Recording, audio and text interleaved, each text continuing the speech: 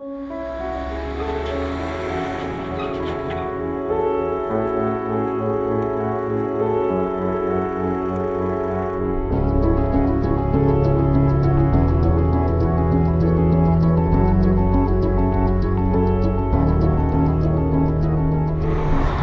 given day, roughly, say we get picked up at the hotel like 6 a.m. and then driven down to the port. And that's where the hair and makeup trailers are set up and our individual trailers. So you get dressed and eat breakfast, you get your hair and makeup done, and then everybody's on the ship by about 7 a.m., 7:30. And then there's a whole hour process to get that giant container ship out of this tiny little Maltese port and out into the open sea.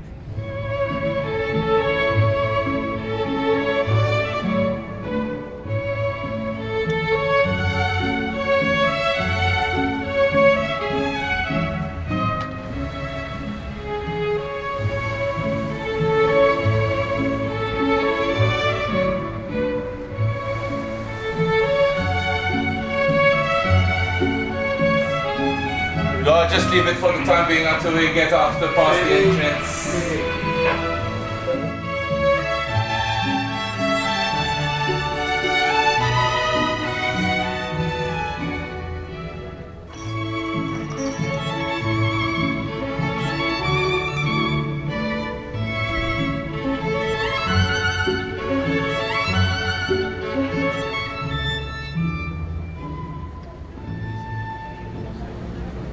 The biggest source of tension on the film was just that the ocean doesn't do what you want it to do when you want it to do it.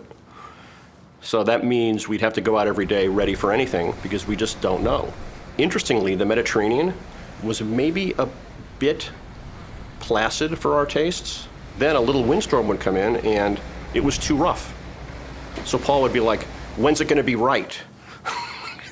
and I never had an answer for that, you know. Well, I think every day when you film is filled with unforeseen circumstances. You know, I think everybody found it a challenge. Just the sheer physical attrition of shooting out in the ocean. You know, when you're getting battered about and you're on a small filming boat and the swell endlessly day in, day out. I think unless you've done that for sort of 12 weeks at a stretch, it's hard to know just physically how much that takes out of you. I thought it was going to be one of those things where I had to be up on deck all the time looking at the horizon or whatever, but as I was explaining, it was the opposite. I actually liked being down below because that's where the least amount of movement was. And days where we had to be up on deck, those were the times I was the most uncomfortable. It was the rolling, just the rolling. There you are. If there's sea legs to get, I never got them. That's the most nauseous of anything you could do, really. Be confined without seeing the horizon. So many films are made in studios, in dark rooms, you know what I mean, in the same sorts of places. So it was an adventure to be out on the sea.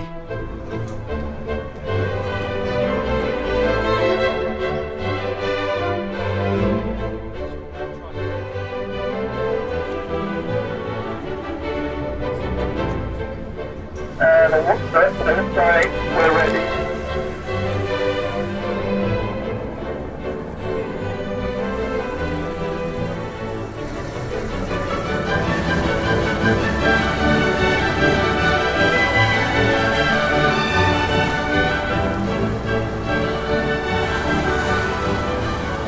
Making a film on the water was interesting, you know, from a visual point of view. Obviously, to shoot on water is, you know, commonly held to be, you know, right up there in the director's graveyards.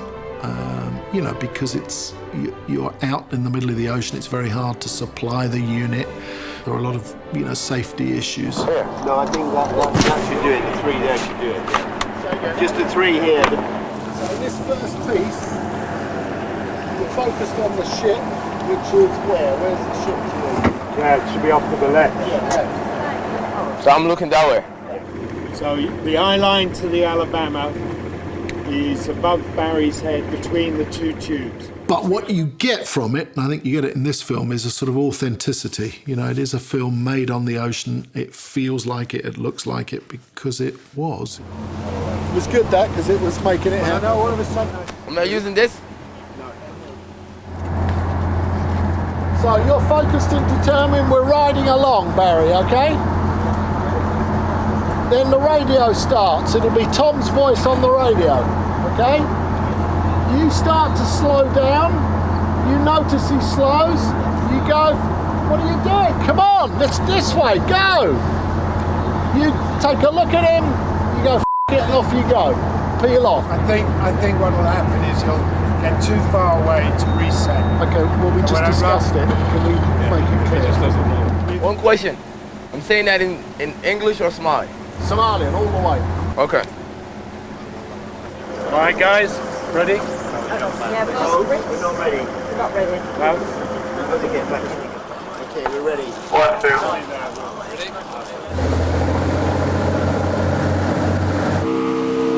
Nothing off!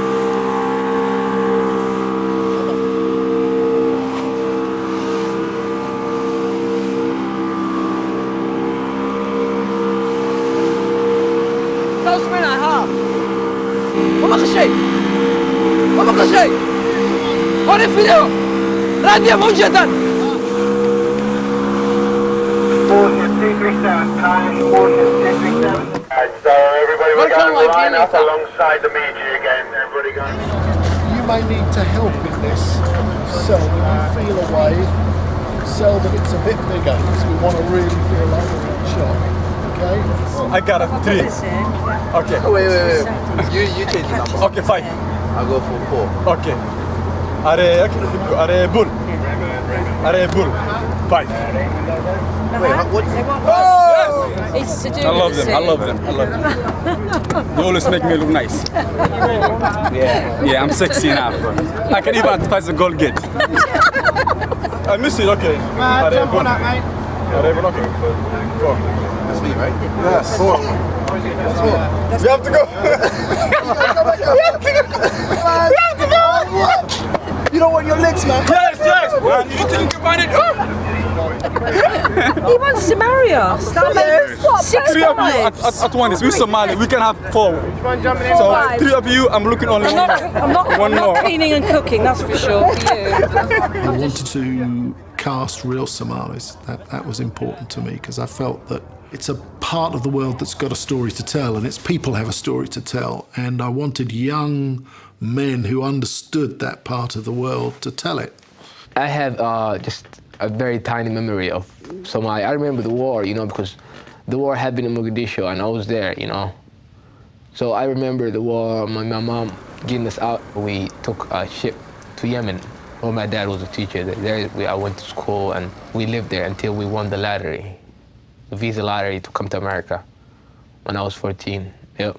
I am Somalian. I mean, I was born in Yemen. I came here with my brothers and sisters and my mom. And we just started life in Minnesota. And I actually did have family in Minnesota, which brought us there. All of them, all 4 of them, had a powerful point of view that these young men from a desperate part of the world had a story to tell. And they wanted to tell it without sentimentalizing it, without making excuses. You're in heavy waves, right? Help me sell them. You'll get worried about your engine, and eventually you'll say, big wave, you lose the engine completely, engine's gone. Restart it. It won't work, you try it. Get up the glasses, look at the ship, see Phillips, down, look. Okay?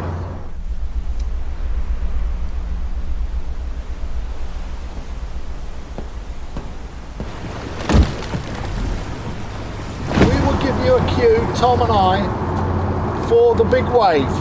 Yeah, we'll just say big wave.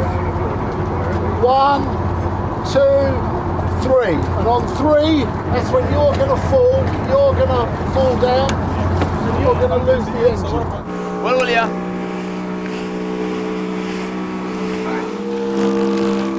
Big wave, and 3, 2, 1, wave.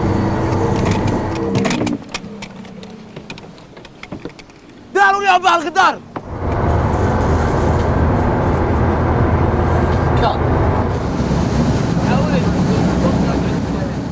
I think they've done a fantastic job of absolutely showing, you know, the criminality and the recklessness and the violence of those men, but also the desperation and the humanity. He didn't have the opportunities that, if I talk about myself, that I had. You know, I had parents that managed to take me out of the country and put me to the Western countries to have my education going and be a better person.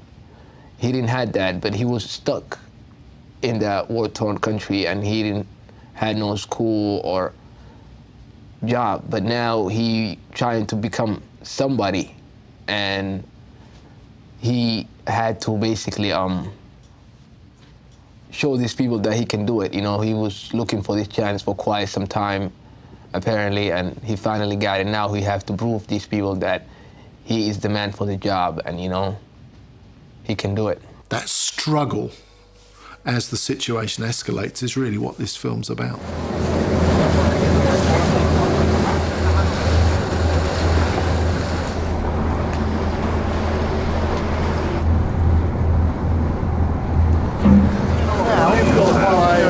Okay, get us in there, get in close. Right, get ready. Okay, now, that's when you pull out. Then, as soon as you hit the hoses, you go turn away, and you know what it is.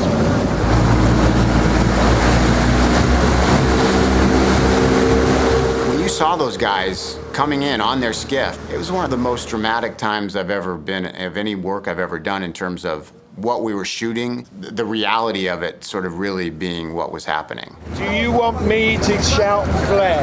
Yeah? So I'm going to go. All right, guys, stop, please. All right, go sit down, be quiet. I'm not exactly sure the final thing right now. All 2 flares. After the hoses, you turn. Right. And then you start to straighten and you see Phillips on the bridge. Okay. Fire. Okay. Then we start to turn to go in towards the S. Okay. Flare. Now we go ladder to the ship. Okay, deal.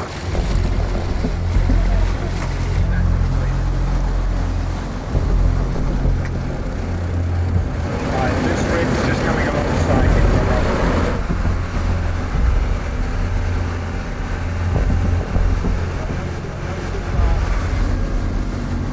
And I remember when we started it, you know, they get alongside the ships and we had safe distances and things they couldn't do. You know, we didn't want them to climb all the way up the ladder and onto the ship in one go because, you know, there was great danger. You know, if you fell, that'd be it. I mean, you'd be under and through the, you know, the propeller of the huge container ship. Yeah, they did a lot of training. I mean, they did months of training to learn to drive those boats, and they had phenomenal balance. I mean, you see some of those shots where they're riding, it looks like a sort of sea chariot, you know, and the thing's bucking and roaring away, and Barkat in particular, he just stands there.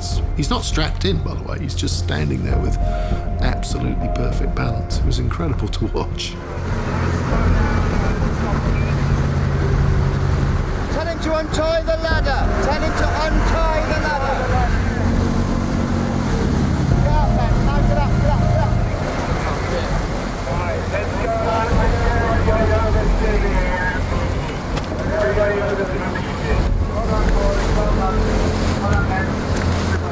Some of the training that we actually had was climbing, swimming, and shooting. First of all, I had to learn how to swim. They were very game. There was no question about it. And as we went on, they became more and more and more confident. I remember on the last day, we literally were screaming at them to stop. You know, you cannot cross that safety line. I end up doing my own stunts, and man, Paul seemed to like it and everyone seemed to like it. And I had 2 fight scenes with Tom Hanks. It was nice. It was all fun. We loved it. Sometimes I wake up and I think, you know what, that was just a dream. Wake up, you know? Tight on the screen. Yeah. 800 yards. You turn and go. Right. Oh yeah. Coming after us. At 100 yards, we're gonna use the hoses. 100 yards! Hit the hoses! Captain, making their move!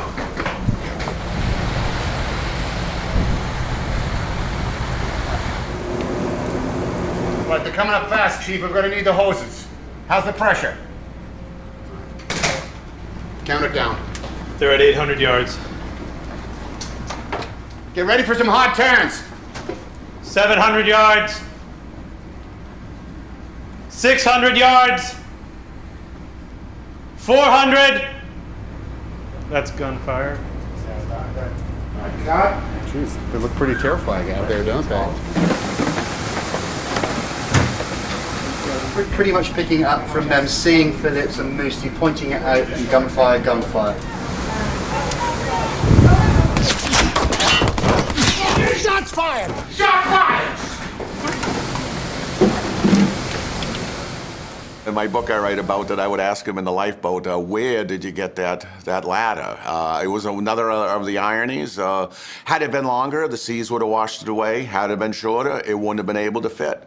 Because you wouldn't have been able to reach up to the fish plate to hook it on. Now, I think what you could do is, does it look like it's something unique? I haven't seen it. Well, it looks tall. Okay, then I'll just say they got a ladder as opposed to, I thought it was going to be like an aluminum Home Depot, like, they got a ladder. Can you believe that? I mean, that's what it comes down to. They are so prepared to take over a ship like that, they got a ladder. It was actually a struggle to put the ladder on top of the ship. And we tried it really numerous times, but at one point we all just did our all to do it, and we accomplished it, and I was thrilled. I actually felt like I was actually a pirate at that point. They're not, those are our guys. Those are the actors. That's big man, little man. That's all they were.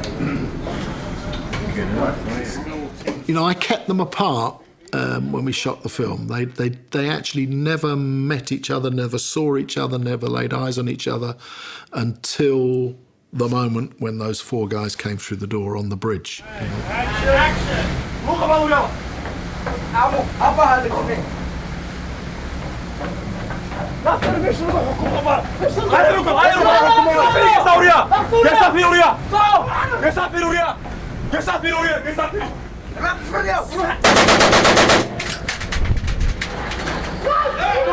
Gunfire, door!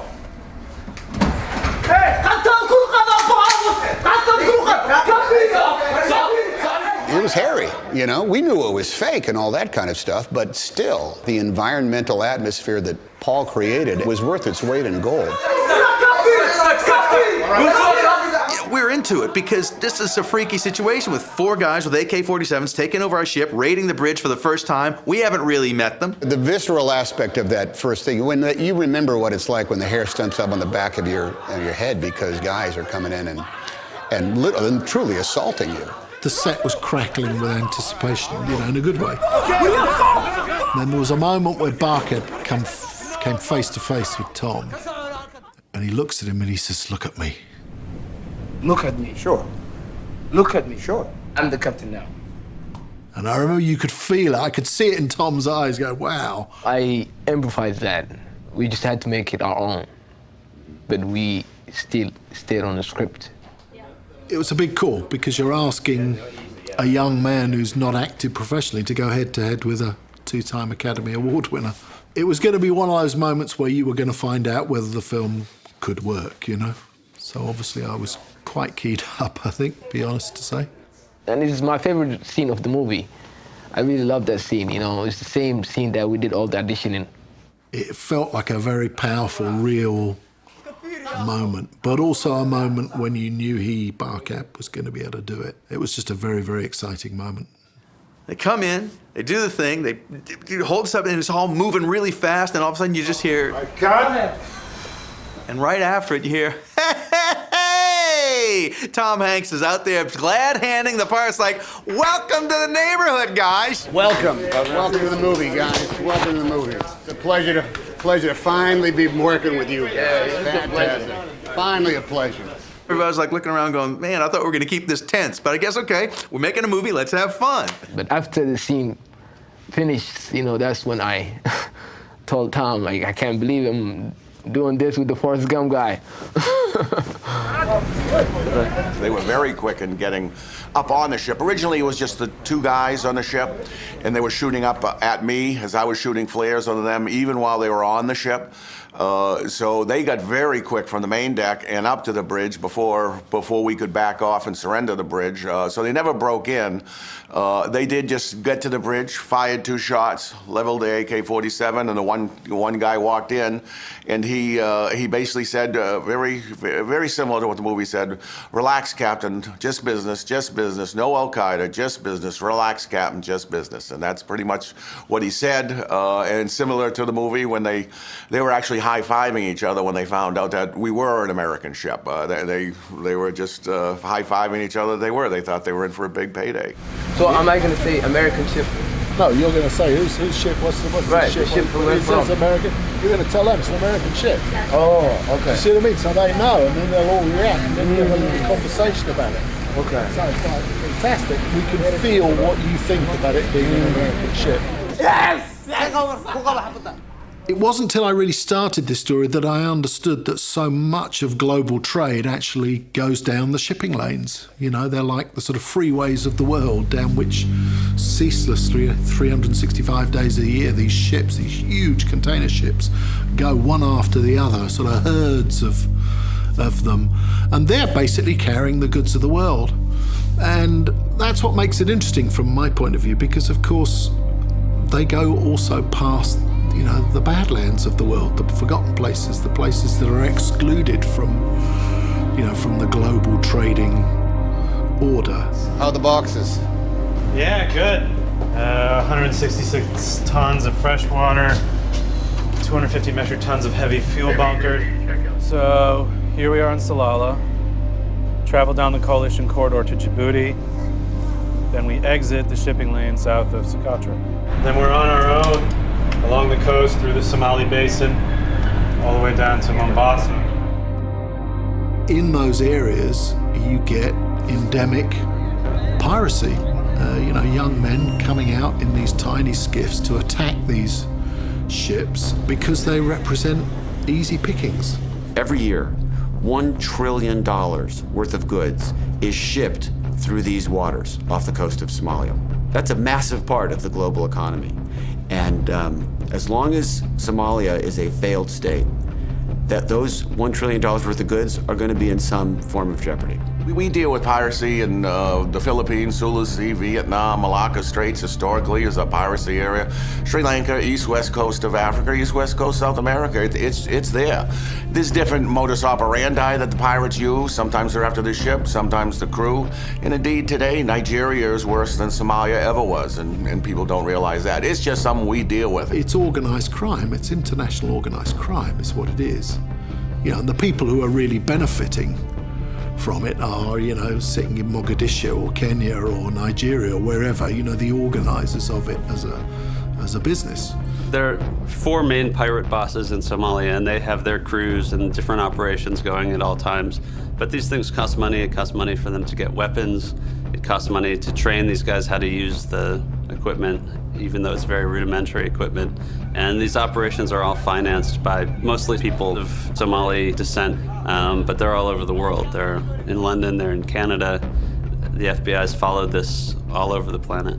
The screenplay felt to me like it illuminated, you know, the giant wheels that are driving our world. You know, here are these sort of cargo ships taking trade around the world, you know, and here are these young kids take their skiffs out to rob it. So it's a crime story, but from the sort of far-flung frontiers of the globalizing world, if you like. I went round to Tom's place and we sat down and I gave him a bit of a speech around that. And he looked at me a bit quizzically and he said, yeah, I suppose so, he said, but kind of feels like it's the story about a guy who's in peril on the sea. And I thought, yeah, no, that is absolutely right. Why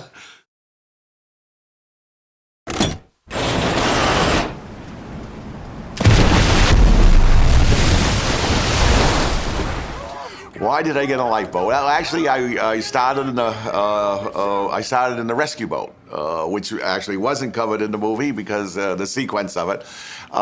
Basically, it was really a time of success, I felt, because we were actually getting the pirates off the ship. The deal was I would get the pirates off the ship. They had no idea how to run the equipment, how to put the boat in the water, how to run the davit, how to lower it. I did. And I just said, I'll help you get off the ship. Once we're off the ship, they could no longer get back on the ship because they had lost their boat and lost their ladder when they boarded our ship. My crew, my ship, and my cargo were all free. I just had, to that point, I just had to worry about me. When we were shooting the stuff inside the lifeboat, you know, that's a small little space to be in. It was very, very evocative.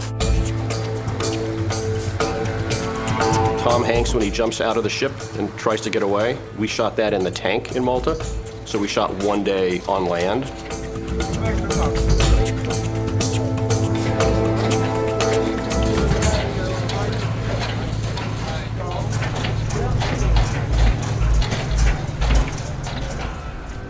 You're talking about multiple layers. You've got to worry about the stunts, you've got to worry about the actors, you've got to worry about underwater cameras, you've got to worry about the fact that the sun is going to come up in about 45 minutes and you haven't finished. And you have to look calm and go, it'll be fine, even though you can see on a tank when dawn comes up and you can just see the little horizon line start to creep and you go, oh, hold that back. You know, it's a boot shape, so they're in the high space. But that meant all the camera positions were in the very confined spaces, you know, high seat backs, you know, where Tom is kept more towards the back of the lifeboat. So we're behind him, between seats, you know, trying to hold things off bungees, off little handrails. We're just trying to wedge ourselves in there, you know, and push the camera and struggle. Every part of it was a struggle.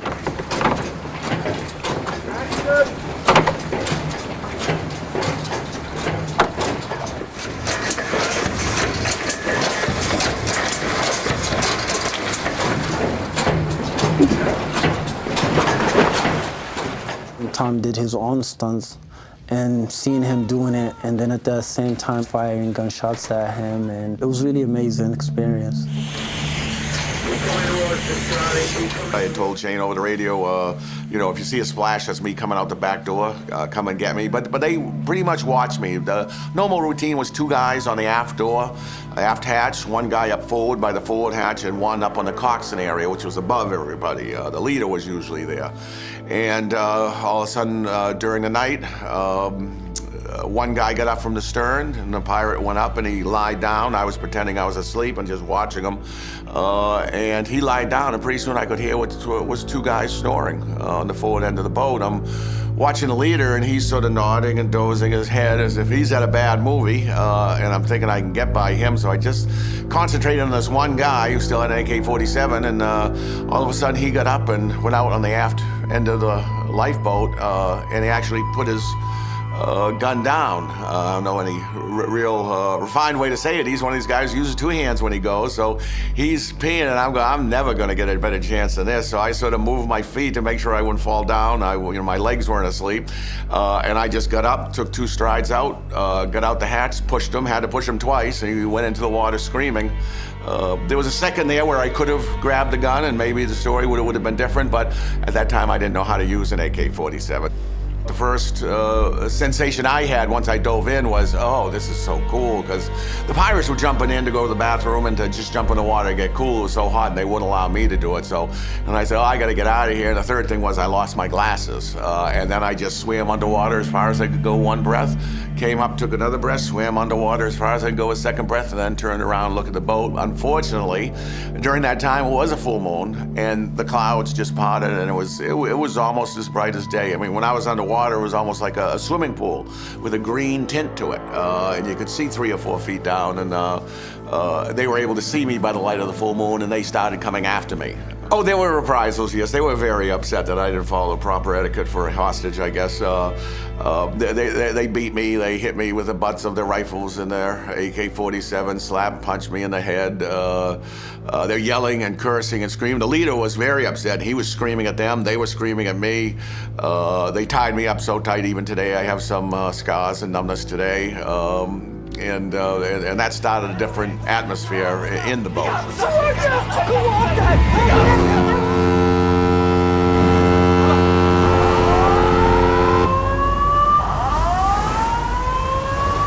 The massive amount of resources that the U.S. put towards rescuing one man, it's really astounding. There were between 60 and 80 SEALs who jumped out of that plane that night into the Indian Ocean, and they deployed on all the 3 ships that were there. Who is this?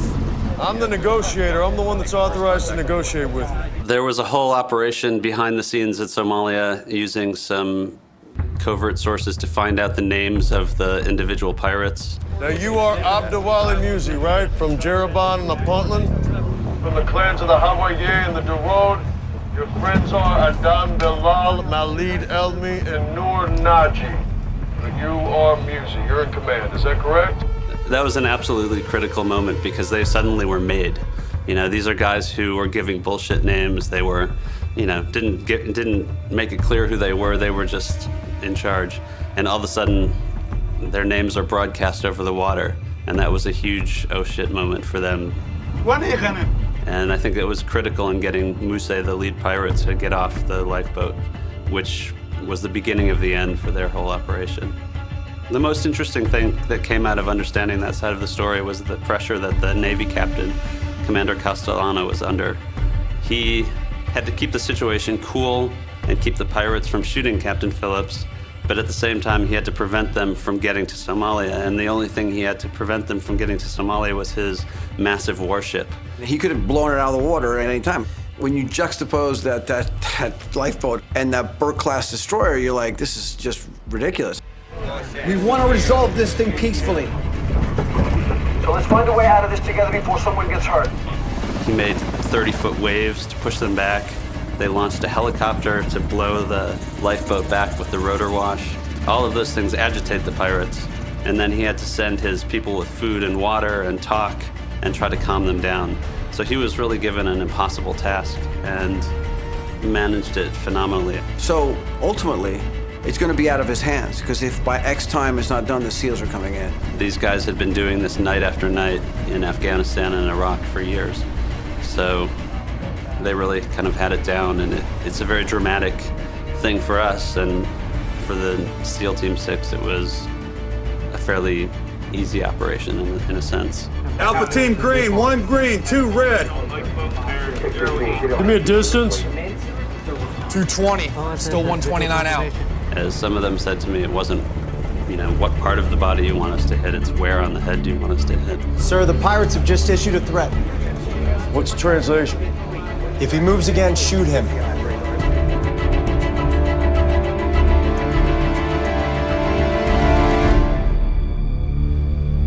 Execute.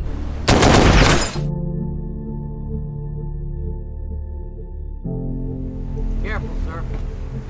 When we got on board the ship that was the sister ship to the Bainbridge, we shot a scene that was sort of reminiscent of what was in the book, and it all made sense. But then we said, well, what did you do with him when you first got him? And the captain said, well, he was such a mess, the first thing we did was, you know, we took him to the infirmary. Captain Phillips, please come in. Have a seat. You know, this is to Paul's credit. It wasn't on the schedule. It wasn't in the script. They hadn't gone down to see what their infirmary looked like for lighting or camera positions or whatnot. And we worked with the actual infirmary crew, the people who would do that, and they just showed us what they would do. And we said, well, let's shoot this and see what happens. I'm Chief O'Brien. I'll be your corpsman today, okay? Can you please tell me what's going on? Can you talk? She was a real naval corpsman. And there's no way to explain to somebody how to make a movie if they've never made a movie before. And everybody in that room, particularly her, they were flustered the first time we did it. And it was, they literally waved stop. I'm not sure what I'm saying. So we stopped and we said, look, that's perfectly all right. Don't worry about anything. This happens all the time. We're gonna do it again. And you can't do anything wrong. That's really what we said. Okay, I need you to look at me. I need you to calm down. I need you to breathe. There you go. Deep breaths. There you go. Very good. Awesome. Now I want you to relax your arm. This is only a film. If you're in those real circumstances, you know, the thing that she has trained for is a lot more important than the film. You know, it's saving lives, and that's, you know, we're just making a film. So she, when it came to it, she just put everything she knew in front of the camera, and it was incredible. You're breathing okay. What happened to your head? Captain, can you tell me what happened to your head?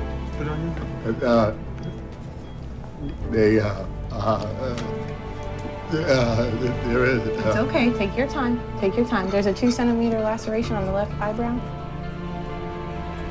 It's okay. It's okay. It's Okay. I want you to look at me and I want you to breathe. Do you understand, Captain? Yeah. Okay. All right. There's about a 4-centimeter gap. Little laceration there on the left temple. Okay. Very good. All right. You're doing great, okay? Did all this blood come from your eyebrow and your head? What?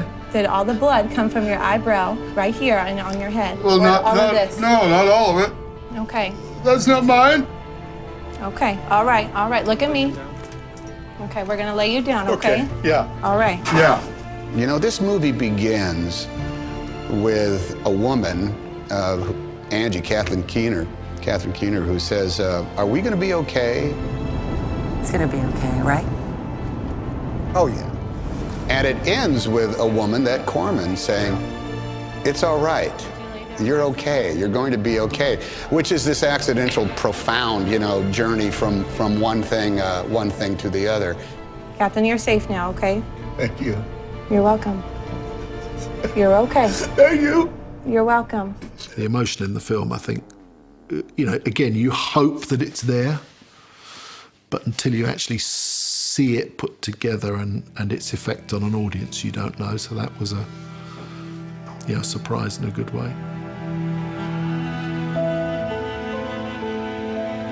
No matter who you talk to about piracy, whether it's the Navy SEALs, the shipping people, they all know that the answer to this is not on the water. It's not more patrols. It's not more SEALs.